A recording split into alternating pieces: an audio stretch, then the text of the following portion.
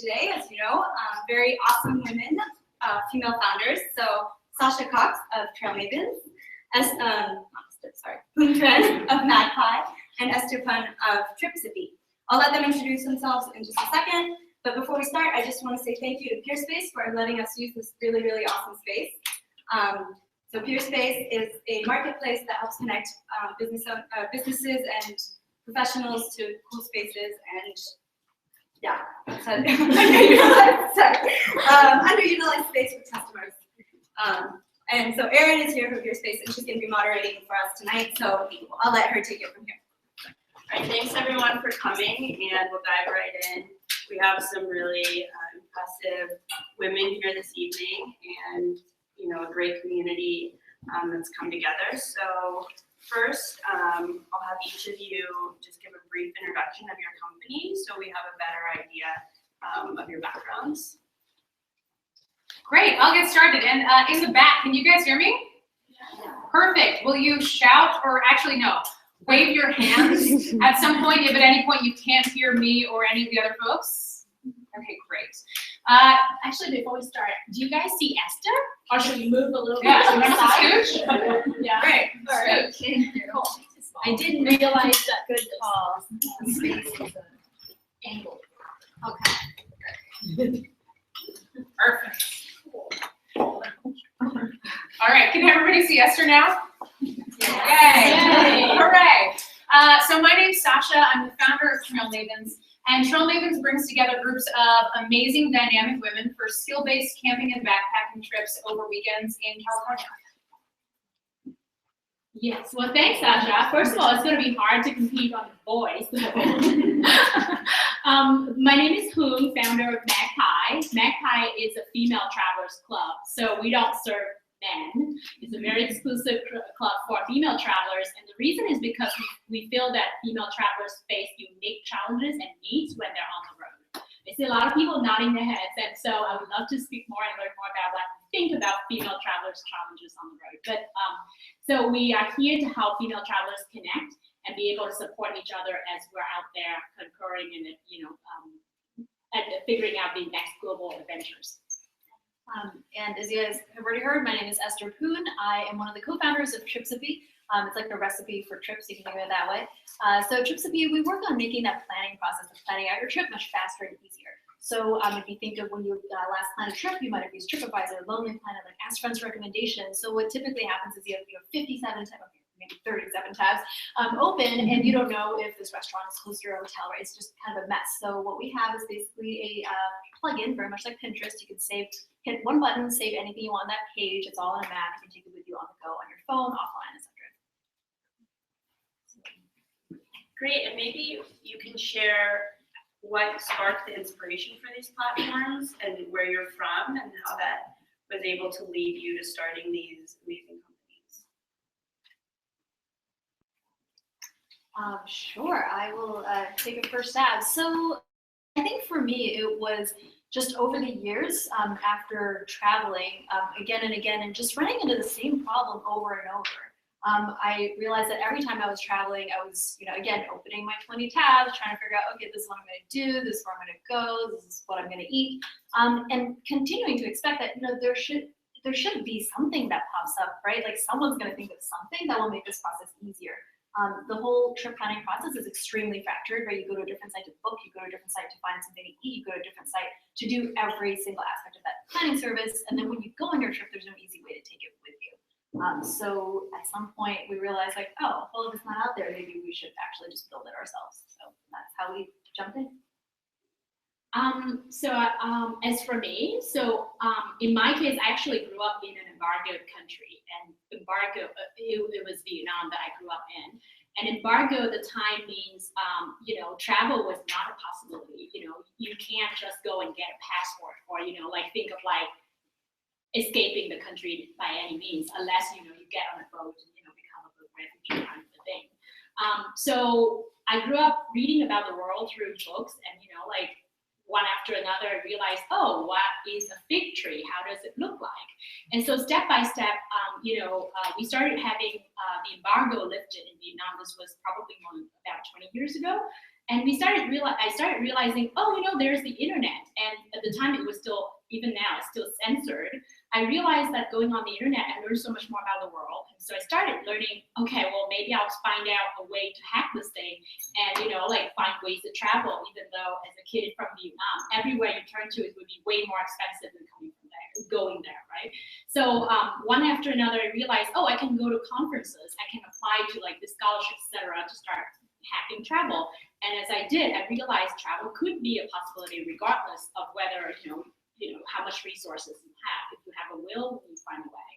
And therefore, I started becoming a solo traveler, solo female traveler, because a lot of the time I'll board a plane and go to like a conference, etc. And becoming a solo female traveler, from an embargo country, I started realizing all these cultural differences. These are unique challenges on the road. And as I went, I realized, it was very intimidating, but for me, on this trip, I found the safest thing was to connect with other female travelers on their own. And so one after another, I realized, many parts of the world, and including the US, actually, there's still this sentiment that being a woman going out there on your own is an adventurous thing, and it can be a dangerous thing. But slowly, by talking to a lot of friends, I realized by seeing other women sharing the stories of how they've been able to do that, all of us become more empowered and actually be able to do this thing together. So that's how the whole story around Magpie actually was inspired. And, we started having the travel platform to connect female travelers together, especially those travel solo. Okay. The story of Trail Mavens. The outdoors today is an incredibly important part of my life. I would say I go outdoors when I need inspiration and when I'm trying to find solace, or anytime I don't know, just want to get my brain out of the fog that it lives in because of technology. So I didn't grow up in an outdoorsy family at all. My mom was a single mom, she wasn't outdoorsy, and so I never went outdoors ever until the end of college, when I happened to start dating a guy who was really outdoorsy. He also happened to be a really good teacher, and critically, his family was local. So he had like a gear bank, he had like all the tents and all the sleeping bags, he had all the stuff that we needed to go on my first ever camping trip, which was to Yosemite, and I totally fell in love. Also with him, but that's another story. We're not together anymore, it's okay. But the thing that I did bring forward from that relationship were all of those outdoor skills. And those are things that I continue to bring with me into every relationship that I entered. And quick fast forward to, 3 or 4 years ago now, I quit my job and I was on a year-long trip around the world with my then boyfriend, who's now my husband. That's the end of the story. And he and I were on this backpacking trip in Bolivia, and it was the second morning of the trip, and I woke up that morning and just, I felt so great. I felt so whole and empowered, and I was cooking breakfast over my stove, which I had, of course, started myself, and it was just this perfect morning. And I realized, okay, well, I'm here with my boyfriend, and all the other times I've gone out backpacking and camping have also been with boyfriends. Why have I never combined my most favorite people in the world, my closest girlfriends, with this thing, which brings me so much joy? And so in that moment, I decided, okay, fantastic. When I get back to San Francisco, at this point, I was 4 months into a 10-month trip around the world. When I get back to San Francisco, I'm going to take my best girlfriends out on camping and backpacking trips and teach them everything they need to know. And then in the next moment, I thought, oh, wait, why should I stop there? I would love to spread these skills to any woman who wants them so that they can go out and create these experiences for themselves.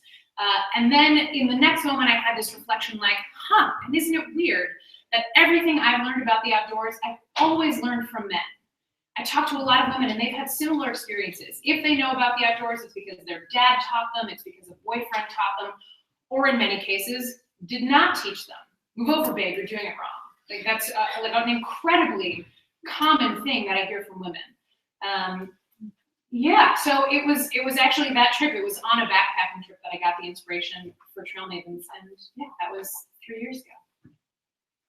And maybe Huong and Esther could touch on what you two like to do when you travel, since we have the outdoors experience, and what are some things that someone could access through Magpie, or what could they find on Trissipe that they might find resonates with their own passions?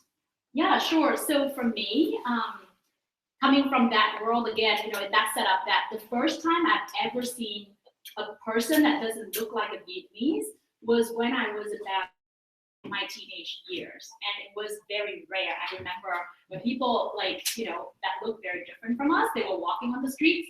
I was one of those kids that were just following them around because they looked so different from us. In fact, I remember my aunt at the time, she lived in France, and she came back with her then boyfriend, and we were all the time poking him, like, oh, are you real? And then one more thing I realized was, for the first time in my life, I learned that the concept of listening to someone but really not understanding what they said. That whole concept was unknown to me. I'm like, whenever I listen to somebody, I for sure understand what they're saying, but then there's this thing of foreign language. When I heard someone, I actually didn't understand what the heck they were saying. So because of that, I think I became fascinated by the idea of coming into contact with a different culture through people. And it's amazing how, you don't really have to have the means to travel the whole world to actually learn so much more about the world around you. And so by staying in Vietnam at the time as a kid, didn't have the money or anything. It was just through, volunteering a lot of, activities and helping people translate and all that, I came into contact with the wider world, right in Saigon where I came from. So slowly, one thing after another, I realized that has been the culmination of, how I finally got here, through school, through, work, one after another. I was able to start, traveling, to live in different countries, to work, and, everywhere I went as a woman, by myself. Unlike you, I didn't, learn a lot of these outdoor skills from all the men around me, but I learned to quickly move from one country to another. I learned to quickly replicate the support system, and for me, it wasn't actually finding the first boyfriend. It was actually to find my network of the women, the girlfriends that I can, quickly bond with and, learn how to navigate the new city together. I lived in the Philippines, I lived in Thailand, I worked in all these different countries, and it was for me, it was a safer way for me to relate to this new place that, it was intimidating, how to even go to groceries, how to catch a cab at night, etc. So with all of those things combined, I realized, by going into a new place, the most fascinating thing is to actually learn about all these differences, cultural differences, through people, and how to be able to quickly, establish those connections with the locals. So with Magpie, what we are hoping to, have people do is to be able to quickly meet up, find certain routes, look at other women travelers, whether they are nearby or they have similar interests or they have similar travel destinations, and through that quickly establish this relationship and interest so that they can help each other in terms of giving travel tips, travel advice, to help show each other around, meet up for coffee, or eventually share accommodations, share driving, etc. So those are the resources that we hope to be able to facilitate and help. And for me, very similar to Huong, one of the things that I really like to do when I travel is to be immersed in local experiences. And I think that is informed by perhaps one of my first travel experiences. So just to give you a little more context, I was originally from Hong Kong, pretty much grew up in the Bay Area, honestly didn't do a whole lot of traveling, kind of, grew up, did everything, went to school, went to work, right? And I was lucky in the sense that, so previously I was actually working a lot with human rights advocacy, and through work I managed to then travel to different countries. So my first kind of real experience traveling was actually a short job that I had in Namibia. So if you can imagine, girl from San Francisco, all of a sudden getting on a plane by herself, like literally as far as you could go, right? It's like around the world, like other hemisphere. Namibia is like right to the left of South Africa, right? It's just way out there. And I was there to work with a local NGO working on a study on rape complaint withdrawals. And for me, that was our first experience outside, but that also afforded me that opportunity to travel like literally every single day, every single weekend, because we're doing focus groups, we're driving throughout the country, and I met a lot of people that way. And I got to know a country from a very different level, right? From building relationships with local people and from talking to them, and you see things in a whole different way. So for me, like that is one of the really important things that I work into my travel. I also really honestly just enjoy trying different foods locally, so I'll always work that into my itinerary as well. And what I realized when I went to Namibia that first time was that there aren't that many resources out there. I mean, the internet is big, there's lots of things out there, but there's not that much information on certain places, right? So I ended up having to really trying to comb like all the corners, like, all right, what restaurant should I go to, or what should I do on this weekend? And I realized I didn't have an easy way to put it together.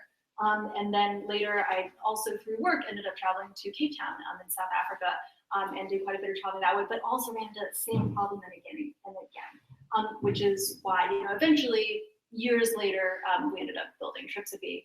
And I think with Tripsipy, what we're aiming to build is essentially this platform where people can share all sorts of information, where people can aggregate information from different places, but then you can also see, hey, someone else has gone to Namibia, traveled to these places, or would recommend these things, and they can essentially add that to your own trip.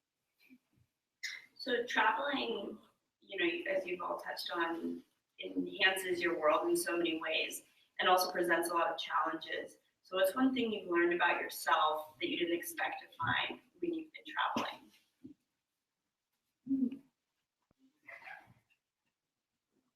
Only one thing?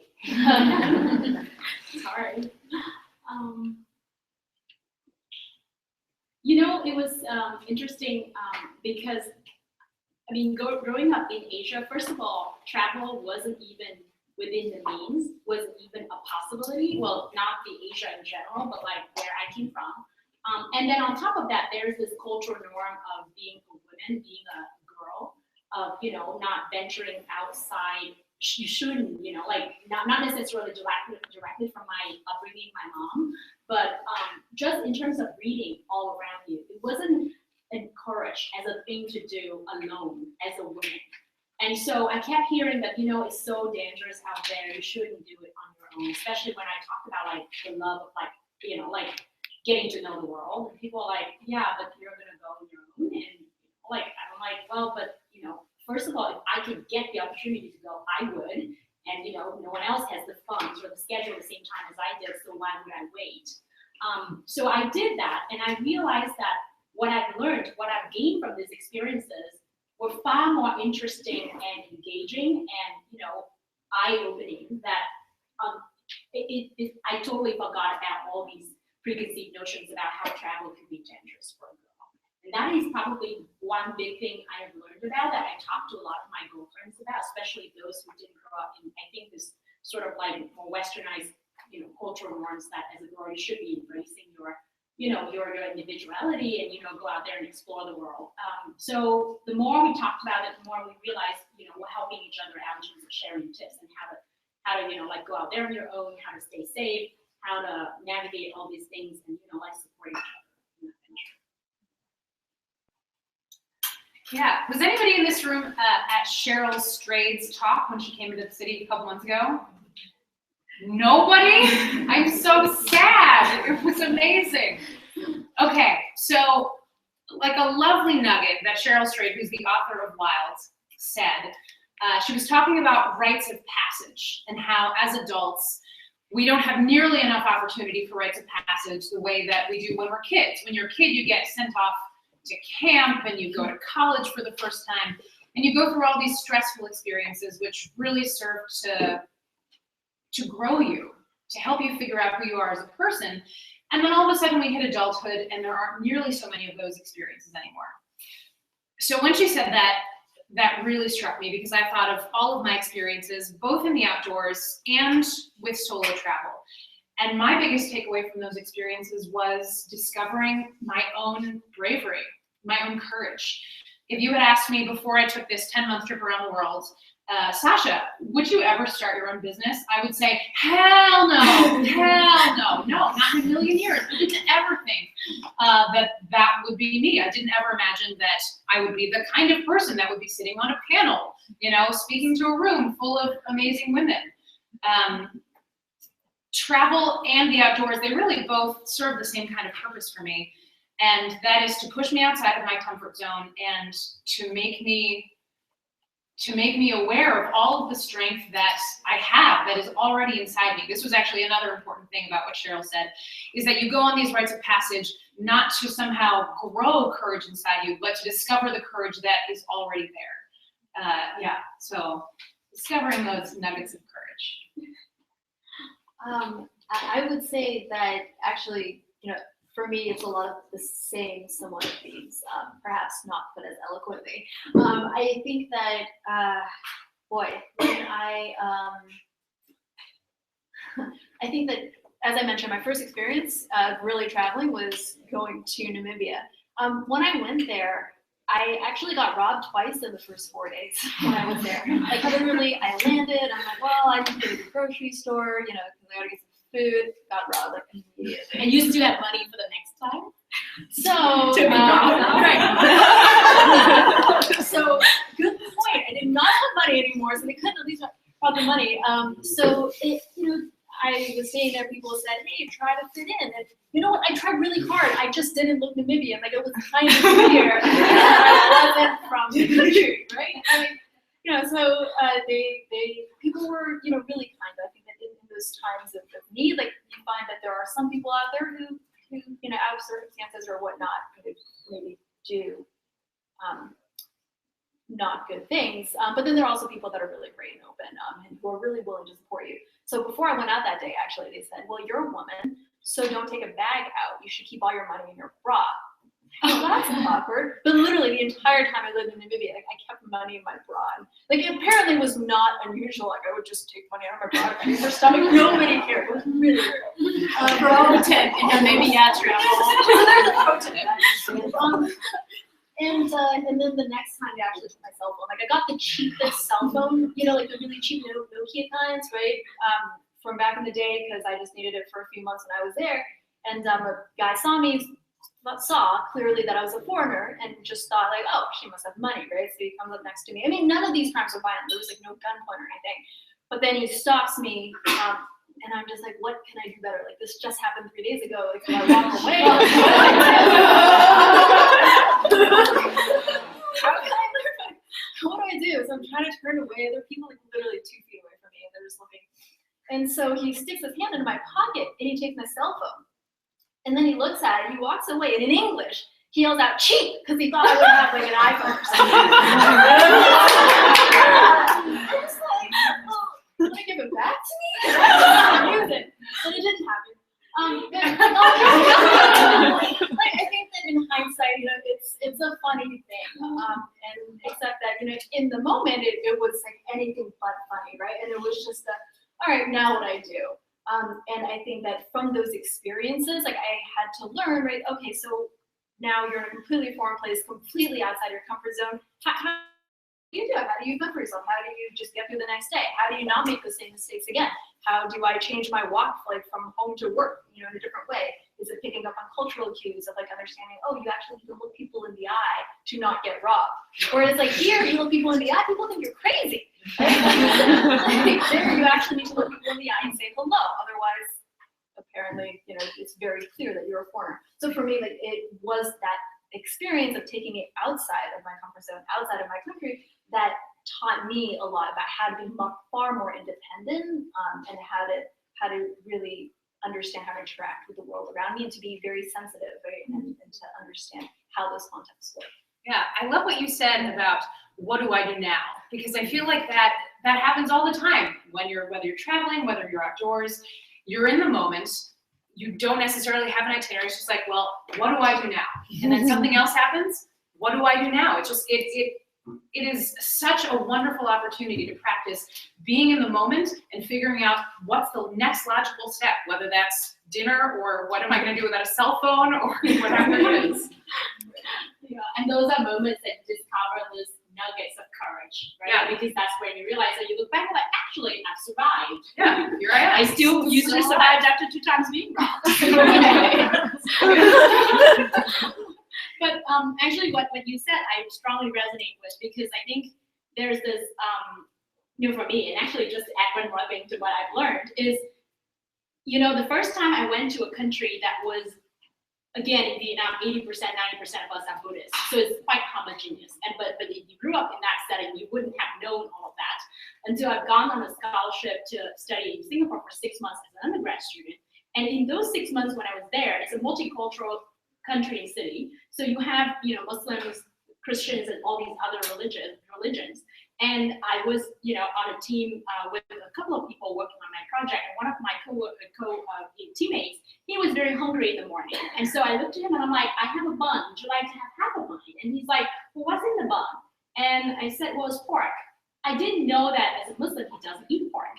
So it was very awkward, that kind of moment. So I've learned to be, through these interactions, I've learned to really know about the world in real life. And even if you read, it wouldn't have come that real to you as if, in these interactions. And it's pushed me to be very culturally sensitive. And it's become such a great skill to have in today's world. And working with people coming from different backgrounds and, various walks of life all around the world. And I feel like that's one of the things that actually as travelers, it would be even more enriching for us to actually push us out of this comfort zone to be able to, again, relate to people coming from different cultures, as well as discovering our own nuggets of courage and bravery in those moments. And speaking of courage and bravery, not only are you travelers, but you're also, founders of companies. And what has it been like being a female founder and still being in that minority group? So you have the challenge of starting a business and then the challenge of being, a female entrepreneur in a very male-dominated world. Have you had additional challenges there and struggles, or has it been, fruitful in ways that maybe you didn't expect?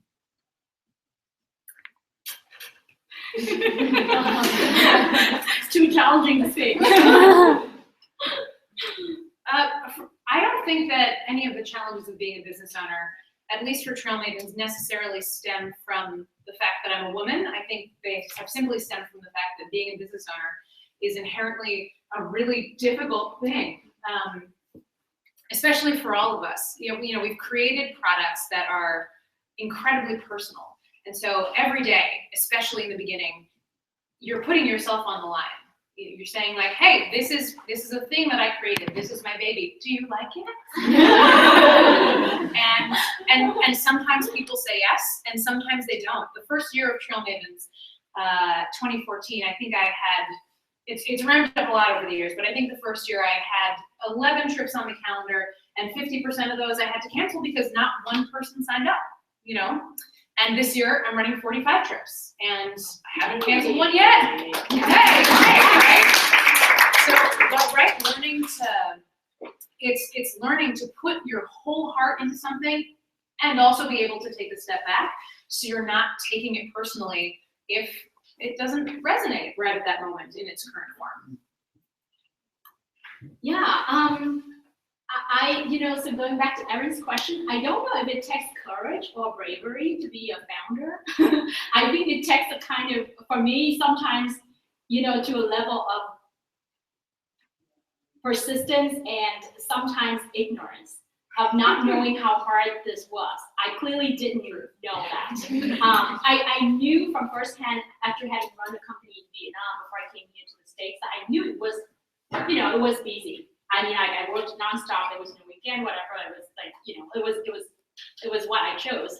But here in the Valley, having run a startup, which was VC funded and all that, now in this climate, it's a very different culture altogether. And I think, generally speaking, being a founder and entrepreneur is generally just hard. Being a female founder in the Valley, I'm not sure if that brings in any external challenges. I do notice one thing though, that maybe specifically for me, I run a product that is exclusively for women. And 96% of the investors out there are men. And so when I go out there and pitch a product that is exclusively for women, a lot of the times, actually, investors are humans too. And if you don't really empathize, you can't really see that immediately, it's gonna be a little bit of a mismatch to fully empathize with what I'm talking about. And so when I talk about the unique challenges that women face on the road, I think as a woman, generally, we kind of, know that right away, instantaneously. simply it's because they haven't experienced anything like that firsthand on their own, unless that comes from a daughter or from a significant other or something. So there are definitely mismatches. I think, other than the inherent challenges of an entrepreneur, there are definitely mismatches in the stats in terms of pitching to a predominantly male-dominated industry.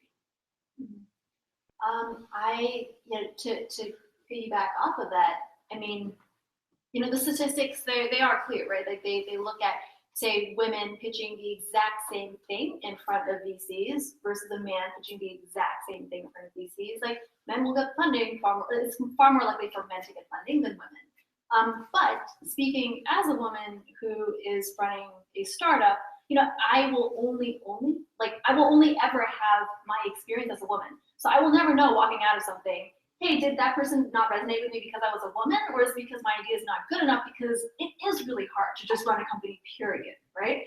So I think that for me, anyway, the way I think of that topic of gender and entrepreneurship is to understand the climate, right? Like don't fall back on it to say, oh, and therefore it's hard. It's hard anyway for everyone. So just understand the climate, understand how to speak in a way that where maybe I can build a better argument, where I can connect better with my investors, and then make progress in that way. So I do want to have plenty of time for audience questions, but another question is, what's a top tip that you would recommend to either a female traveler or a friend? I'm sure you guys have a lot of people come to you and say, you're so well traveled. What's a tip? I'm going to go to this place, or I want to go on this camping trip. Is there advice that you find people are constantly asking you? Maybe how do I meet people? Or, where is a safe place to go? Is there a question that you find is common that you would maybe offer to the audience? Maybe they'll be interested in this. Secret sauce. Yeah. So in my case, I feel like a lot of the time people come to me and ask questions. It tends to be like, when they go to Southeast Asia or all these trips, and they're like, I really want to meet the locals. How do I do that? And usually, for me, it's about again, it probably is because of the theme that when I go to a place, I don't necessarily just want to go, for the top 10. TripAdvisor kind of destinations. Is about connecting heart to heart to like the people who are there. And the best way I've found doing this is usually through asking a lot of questions through friends, through your own networks, through your own circles. But because I really didn't have friends from all over the world, it starts by asking one and then you can ask another. So this sort of interweb experiences pre-internet days has worked pretty well for me. From one friend in one country, then I started knowing friends from other places. And usually these experiences result in me, staying at a friend of a friend's house in Kuala Lumpur in Malaysia, or, like going to a Songkran festival in Bangkok with a friend instead of going to, the tourist destinations. So I think once as women travelers, we've already taken the risk and, have this bravery to explore the world, may as well push us out there and connect with people from very different backgrounds and very different cultures. Well, I think you guys already got my pro tip. You got to carry your money in your bra. You probably don't want to do that in most places. It looks kind of sketchy.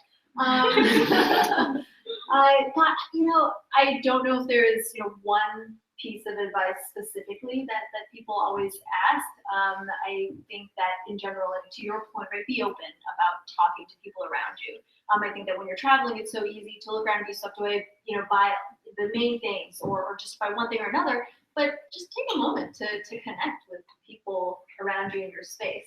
And of course, if you're the type of traveler who likes to, go into a country with a plan and you're always using different web pages, please check out Peerspace and let me know what you think. But I think that advice really is always very personal. So if you guys have any questions, actually, please connect. I'd love to continue the conversation. Yeah, my answer is actually different for travel in general and the outdoors. For travel, I think that don't let don't let great be the enemy of good. Don't wait to plan the perfect trip to go. When I was doing this year-long, this year of travel, when I was deciding it, I asked myself, okay, when I'm 80, am I ever going to look back and say to myself, God, Sasha, you really shouldn't have traveled. You shouldn't have done it. You should have stayed the straight and narrow, stayed in your job. Absolutely not. Of course, if you travel, if you do anything that's going to push you outside of your comfort zone, you're going to grow. You're going to change. You're going to become a different person. You're going to evolve as a human. That's sort of what our lives are all about. So just go out there. I'm actually a really big advocate of just, as Esther was saying, just see what comes next. Get there, get into the country, get on the ground, and be inspired by whatever is around you. And on the flip side for the outdoors, I do have to say that the first Leave No Trace principle is plan ahead and prepare. So I do actually think that for outdoors trips, some element of planning is valuable. And I would not, yes, you should go outdoors. You should go outdoors even if it makes you nervous. But I want you to know how to read a map before you go. I don't want to send you out with nothing. And the last question is, how do you think technology is changing the way we think about travel or can access different communities? And then how do you feel like community is still kept offline, even with all this technology and innovation that we have? And how do you maybe feel like your platform bridges the gap between an offline community and really cool online technology? There are a lot of questions packed in there. I think, gosh, and you're gonna have to help me tease out, like, I think maybe at least the three that I heard. I think that, the way technology is changing travel is that it's making travel far more accessible. Right before, you didn't know what was out there, and it's hard to find information. So that barrier, and also planes not that common, just the barriers to traveling were just so much higher. And now it's far easier to, get a plane ticket, to figure out what's on the ground, from any website. So I think it's making it easier. But I think the drawback to that is then it's too easy to always be on our phones all the time, so that when you're in country, then you don't get to experience a lot of the local experiences in the local communities, right? Because you're so busy on your phone being like, all right, so this is where I go. Google Maps will, tell me where I'm supposed to go next, right? Whereas I think the pre-technology way would be you'd actually talk to a local person to say, don't know where I'm going. Please put me in the right direction. And I think that's something to be conscious of, in terms of walking that balance. You want to go there, make the most out of your trip, right? So do your planning ahead and understand what you want to get out of it, but also remember when you're there that you also want that balance of, hey, making sure you really experience that place without technology as well. Yeah, I have to say I have a love and hate relationship with technology, even though I work on a travel tech company.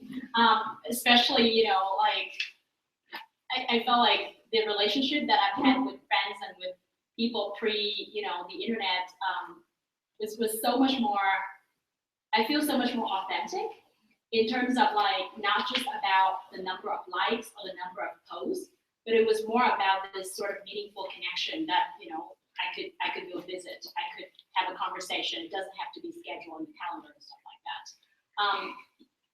That said, I do agree that technology huge help in terms of democratizing travel marketplaces to even make us today come up with ideas, like overnight and just go on the internet and find ways to do it, that impulse. It wasn't that easy. It wasn't, as a woman, it wasn't easy for me to feel connected, to feel safe, to feel that I could just go out there and yet at the same time can still message a bunch of friends and people to know that I'm okay, I'm totally fine.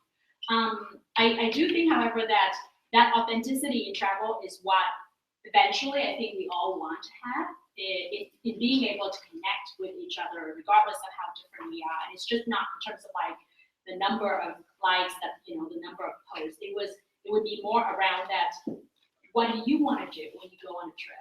What do I want to do, and how do we connect with each other more meaningfully? Having all these conversations that we share, whether it's similar interests, whether it's things that take it a little bit more than just the superficial level of number of posts or photos and things like that. Yeah, Trail Mavens to me doesn't feel like a tech company. On the tech to in real life spectrum, it's way more on the in real life side of things. I do have a website that's tech, and I have done a little bit of custom CSS coding to make it look prettier. But that's pretty much it. Trail Mavens is really 100% about getting amazing groups of women together to have real buzzword, unfortunately, but it's true, authentic conversations. Huong is a Trip alumni. She can tell you all about our experience in Big Sur. I learned how to fire stove from her. Yeah. So for me, with Trail Mavens, I am 100% committed to bringing together women to have those deep, amazing conversations in person.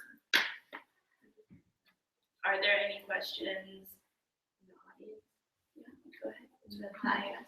So I'm wondering what's been your experience with, obviously I think the number one difference between women's travel and travel is safety, right?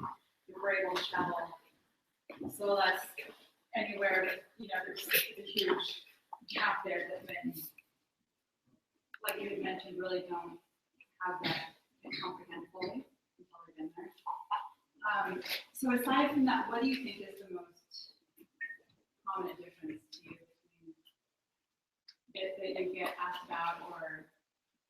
Yeah, absolutely. You know what? It's been interesting because originally I thought it was just my own personal experience, having been able to like go out there and start, dabbling into the world. I started realizing that it's not. It's actually been a trend that solo female travel has become the fastest rising niche in the travel industry. And there are reasons behind the stats. For one, I think, as we see, it's, in some ways there are parallels to that, but that are very similar to female entrepreneurship, actually. That one after another, I think in general, we look to see people that we can emulate, that we can see that, oh, people can do it, we can do too. And so since there are many people sharing stories, and there are reasons behind that, the rise of smartphones, the rise of, connectivity, obviously help us in being able to see that. So we see more women travel, particularly solo, because of a number of different reasons. Number one, women are more educated, are being more empowered, are connected these days thanks to the rise of smartphones. Particularly around education, I can speak to this coming from other parts of the world where we started seeing more women enrolled in undergrad. Then the numbers are starting to catch up. And so the other thing that's very interesting too is women are delaying marriages. So between being more empowered, being more educated, being connected, earning more money, and delaying marriages, there's a gap in between. What do they do? So they start realizing they don't have to wait around. They may not be able to find friends who have the same schedule or same money or fun to be able to join them, but you don't have to wait around. With all this technology, the rise of like kayak and all the cheaper options of making travel possible, why not travel? And so because of that, we see the trend rising all around. Now, when they're getting out there, the unique needs come in, right? I mean, not just feeling safe. I mean, many women came to me and said, I love traveling alone because I find it so fulfilling and rewarding. This time of discovering my moments of bravery comes along, they find that very fulfilling. But a lot of the times they said, I hate going alone by myself because at night, I feel that I'm wasting my time. I'm afraid of going out there alone at night by myself. And I want to go to a bar, but then again, I don't want to be picked up by a guy in a random bar. I want to be able to have these meaningful conversations, hopefully with another woman or somebody that I can trust. And that is where the challenges come in. That in general, does a dude worry about that in the middle of the night going out there? I mean, other than the safety boundary of making sure you're in the same neighborhood and all that, does he have the same concerns? And in fact, I myself, even I grew up in a third world country, I've never had this feeling of, being sort of like vulnerable. And so it doesn't restrict to just being a traveler or traveling. Actually, the only time I have ever come to feel that actually happened in San Francisco. It wasn't, in a third world country somewhere else, right? So these are unique challenges. Sorry? It was on Union Street. No, it is in a gated community in Sona. So, these are, false perceptions of safety that we women sometimes do have. I was, speak for myself. And so slowly these things, I start realizing that talking to many people, I realized that, well, they learned from other women that the other women can do it, so why not? In fact, I don't know if you guys have been following some of the news, but there were two women, young women, traveled to Ecuador about a couple months ago, and fortunately, they got into a very, obviously it's very bad news, bad things happened to them. And because of this, the solo female travelers community around the world have, stood up together, united. And, there was a lot of hashtag around this called hashtag Yahosora. I'm not sure if I pronounced this correctly, but Yahosola, thank you. And so solo female travelers actually tweet their stories, share their own stories to help the other women realize that, yes, it is a risk to go out there, but yes, we can do this. And, therefore, you should be fully informed about what you're going out there and do. I don't know if that helps answer the question. Yes? Speaking for the older travelers, there are a lot of women out there. There are no men traveling. I mean, oh my God, I come home and they're like, "Would you meet anybody?" And it's like, no, it's women out there traveling, not men. They're with somebody, not solo. It's just over, and there are a lot of us out there. A lot of us traveling a lot. So, but not men. Thank you for sharing. Awesome. Yeah. Great to know.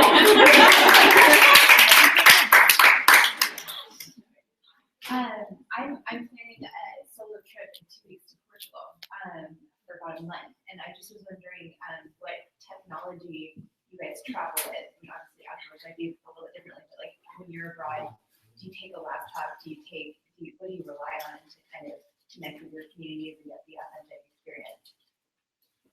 I think that, Could you repeat our question really quick?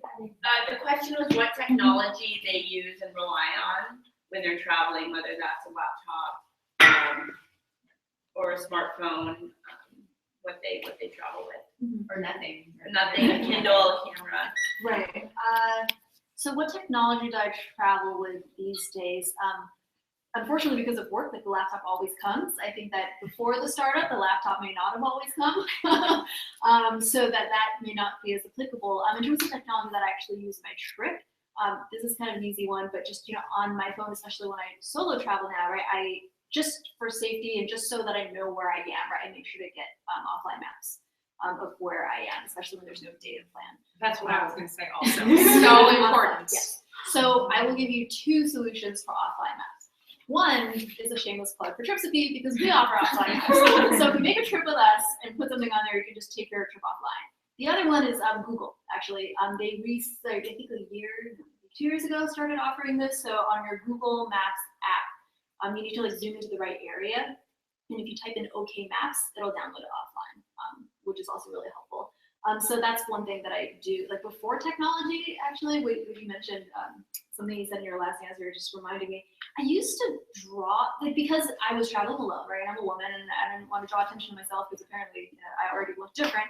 I used to draw out the maps of the streets in a notebook so that when I'm walking outside, I just pull out a notebook so I don't draw, like it doesn't attract as much attention as opposed to like taking out a big map and folding it the street, which is a pain, as you can imagine, right? Like drawing out all those streets and labeling them. So I think offline maps is a huge one. Yeah, when I was doing that 10-month trip, I was trying to decide actually between an iPad or something else, and I ended up choosing just a cheap tablet, cheap tablet, because of that offline mapping, and it still has GPS functionality. So I was in Uganda, in Kampala, and like the streets are crazy and like super narrow, but download the offline map, and there's still my blue dot, so I can tell where I am in this maze. So useful. I think technology-wise, it really depends on where I go, because in some parts of the world still, it's not connected. So I've just recently been to Luang Prabang in Laos, and the town is very peaceful, it's very slow. There's almost nothing going on. So there was very little room to interact with technology, including even my own technology guide developed to help women travelers connect with each other wherever they go. So it could be open up the product and, figuring out which other women has similar interests or nearby and all that. It's not gonna work there. So, so in those places, it really depends on where you go. If you're like going to San Francisco or New York or all these fancy places that there's always Wi-Fi and connectivity, it's a different story from going to the other deeper end, maybe those are the moments that I realize I'm just gonna embrace serendipity. And it was very fascinating that obviously technology helped me plan the trip and did everything to get there. But once I was there was very little I could do. So it was a matter of like going, again, to be very, authentically connecting to all these people who are actually there. And so I was visiting a temple. I happened to meet a monk, 18-year-old monk from Laos. And, after several conversations, I realized his aspiration is to become a computer programmer for an 18-year-old monk in Laos. And then we started talking about, like, oh, how did you do that? And he's like, I started learning from YouTube. And then when he learned that I'm a female entrepreneur from Silicon Valley of all places, and he's like, oh, you're like Mark Zuckerberg. Okay. Well, first of all, I'm a woman. But, so it's fascinating sometimes how without technology, you can still, be able to connect with people who share really random interests. So that's kind of how we hope to be able to facilitate with Magpie, obviously at places that there is more connectivity. All right, we'll take one more question. So obviously it's your passion of traveling that founded the company. So how do you balance being a founder and working a lot to actually traveling on yourself these days? And also, what's your favorite place? That's a lot. I think that in terms of how I balance the, just traveling with work, I gotta say sometimes when you work in a startup, you gotta do what you gotta do. And the kind of ironic thing is that the joke I always say is, it's funny, when I actually started a travel startup, I ended up traveling a lot less. And I think at the end of the day, that's one of the realities of running a startup, that you have to put everything you have into it because it is your baby and you want to see it grow. On the flip side, the nice part about running a travel startup is that every time I travel, it's product testing. So you don't really feel that guilty about taking off. So I still do travel and keep that balance. And then your last question was, where's my favorite place that I've been? Ooh. I might have to circle back on that one.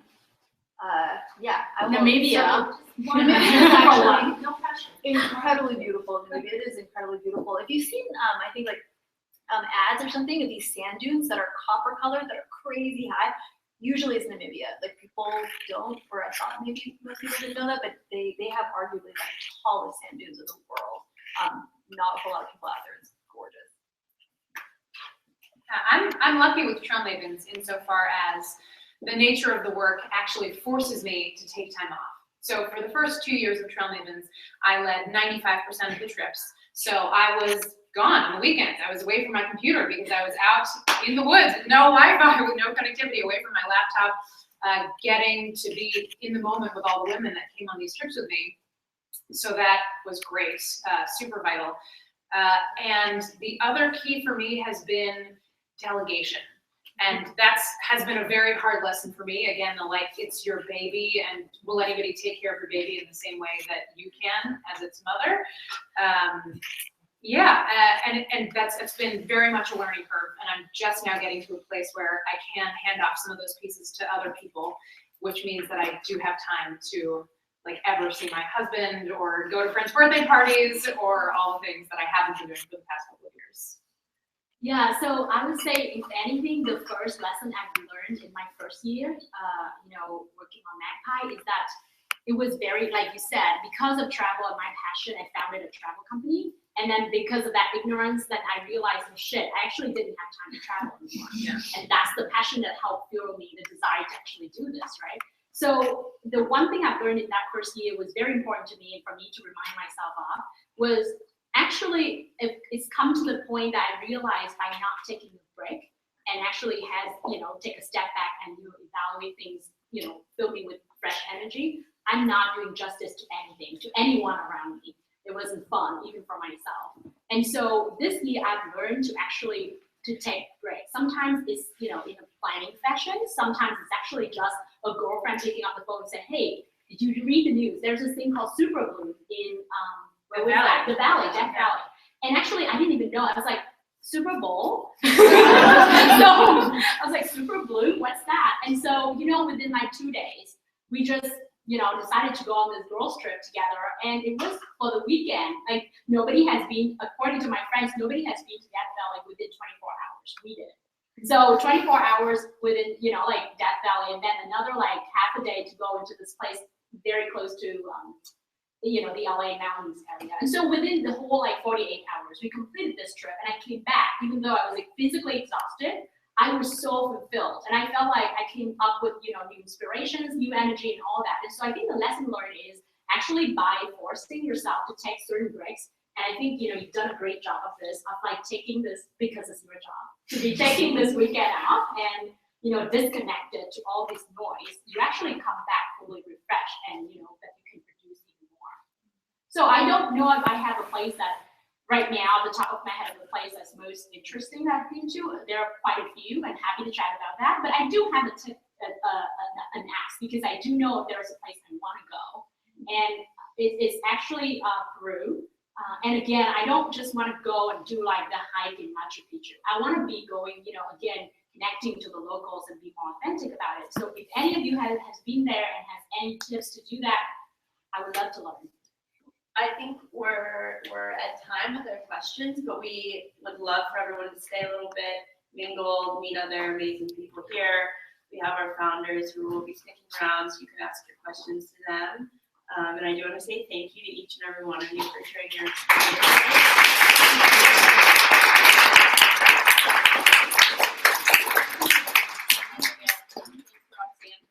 organize this, and thanks to Peerspace also for providing a great facility for us to use this evening. Thank